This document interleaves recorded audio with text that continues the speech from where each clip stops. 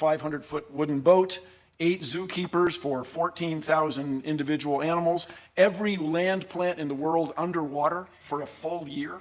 You'll hear a lot about the Grand Canyon. The fossils in the Grand Canyon are found in layers. There is not a single place in the Grand Canyon where the fossils of one type of animal cross over into the fossils of another. In other words, when there was a big flood on the earth, you would expect drowning animals to swim up to a higher level. Not any one of them did. Not a single one. If you could find evidence of that, my friends, you could change the world. This giant boat, very large wooden ship, went aground safely on a mountain in the Middle East, what we now call the Middle East. And so places like Australia are populated then by animals who somehow managed to get from the Middle East all the way to Australia in the last 4,000 years. We would expect to find evidence of kangaroos.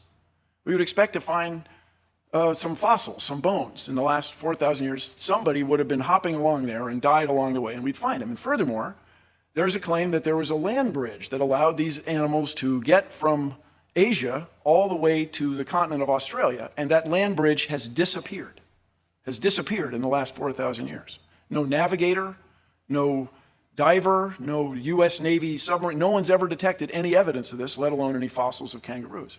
Somehow, Noah and his family were able to build a wooden ship that would house 14,000 individuals. There are 7,000 kinds, and there's a boy and a girl for each one of those. So it's about 14,008 people. And these people were unskilled. As far as anybody knows, they had never built a wooden ship before. Furthermore, they had to get all these animals on there, and they had to feed them. And people in the early 1900s built an extraordinarily large wooden ship, the Wyoming. It was a 6-masted schooner, the largest one ever built. It had a motor on it for winching cables and stuff. But this boat had a great difficulty. It was not as big as the Titanic, but it was a very long ship. It would twist in the sea.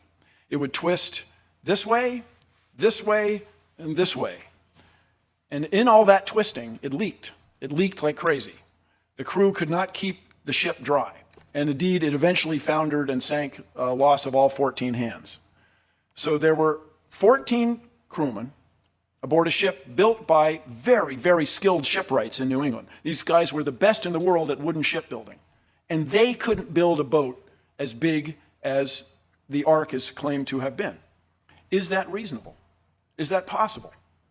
That the best shipbuilders in the world couldn't do what 8 unskilled people, men and their wives, were able to do?